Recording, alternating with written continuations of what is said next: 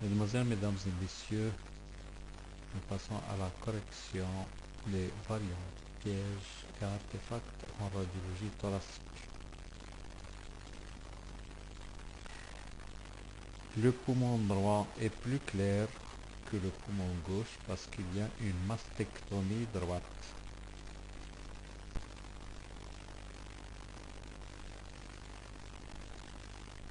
Le corps étranger, il s'agit d'un cathéter d'une voie centrale.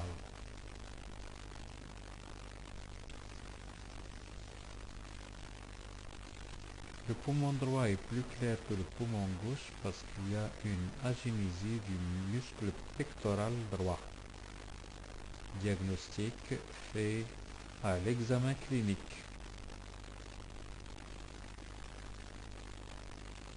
L'opacité à projection basale bilatérale symétrique est en rapport avec les muscles pectoraux.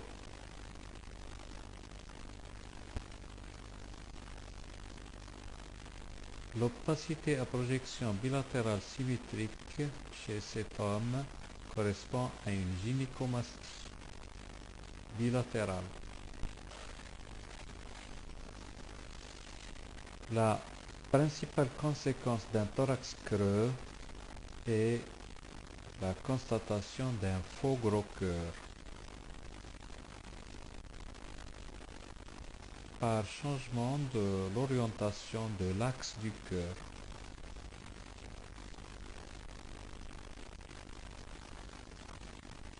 Il n'y a pas d'adénopathie axillaire, c'est de la graisse des parties molles.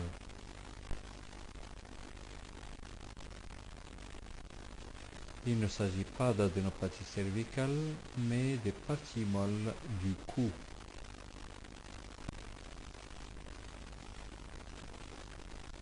Ces calcifications correspondent à des calcifications des cartilages costaux.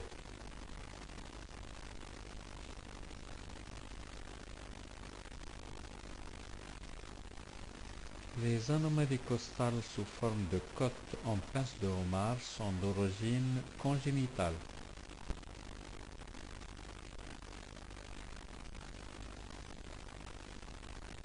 Les côtes cervicales surnuméraires peuvent être à l'origine de compressions vasculo-nerveuses réalisant le syndrome de Raynaud.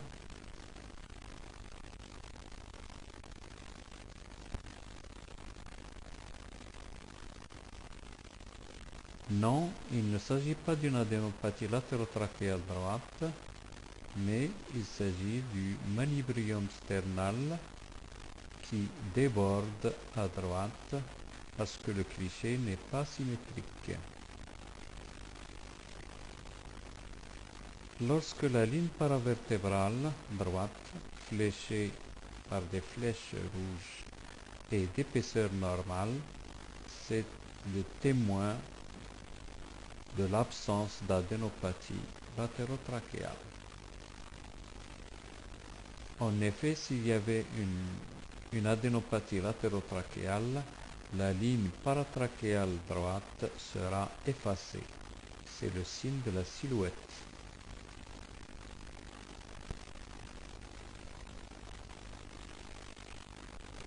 Quand la différence de transparence intéresse aussi bien les poumons que les constituants de la paroi thoracique, il s'agit à coup sûr d'un artefact technique.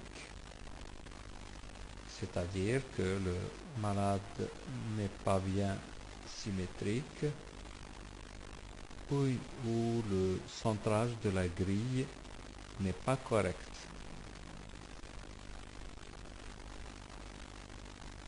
Image typique de la scissure accessoire azygos.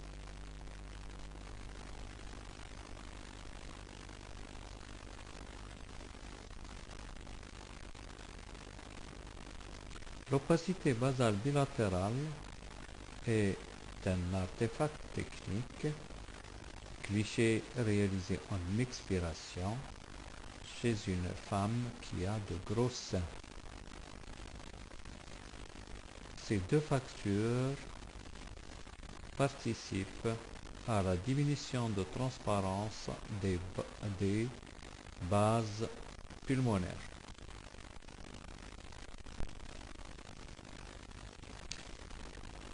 L'arc moyen gauche du cœur peut être convexe chez des sujets qui ont un dos plat.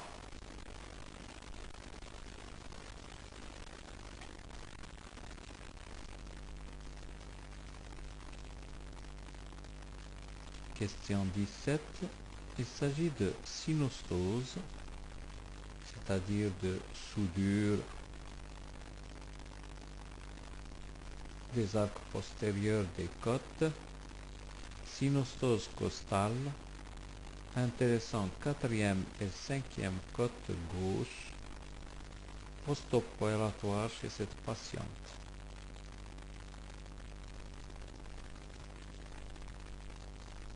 Hypoplasie des premières côtes, surtout la gauche, en général asymptomatique.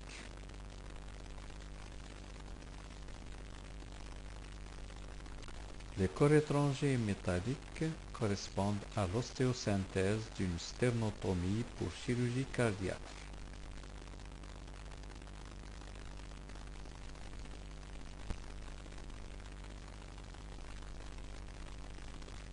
Il n'y a pas d'emphysème pulmonaire. La vascularisation pulmonaire est tout à fait normale des îles jusqu'à la périphérie. Il s'agit tout simplement d'un cliché réalisé en bonne inspiration profonde chez un sujet longiligne.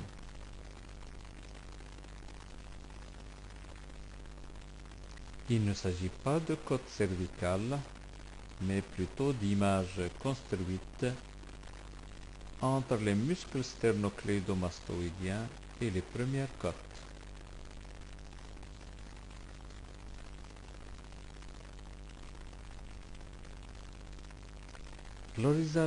L'horizontalisation des côtes est constatée sur un cliché réalisé en incidence en hyperlordose, encore appelée incidence des sommets. Cette incidence dégage bien les sommets pulmonaires. Elle projette les clavicules au-dessus des premières côtes. De ce fait, les côtes apparaissent horizontalisées, sans que ça soit pathologique.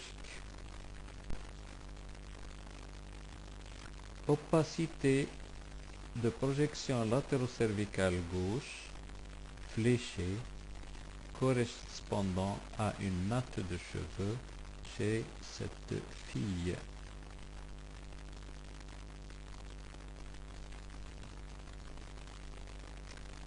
Piège classique, l'opacité rétrocardiaque.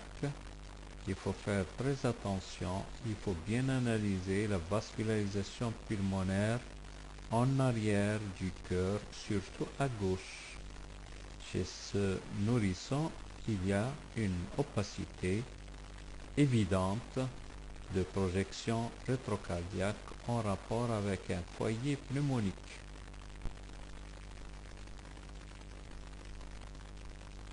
Là, il s'agit d'un faux gros cœur. Plusieurs facteurs participent à cette fausse image. 1. C'est un cliché en expiration. 2. Réalisé en décubitus dorsal. 3. Rayon antéro-postérieur.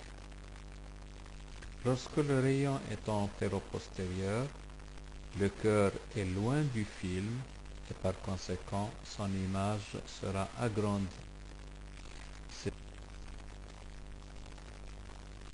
Image typique dite en voile du bateau. Caractéristique d'un lobe droit du thymus hypertrophié. L'hypertrophie thymique chez l'enfant est physiologique, normale de 0 à 3 ans.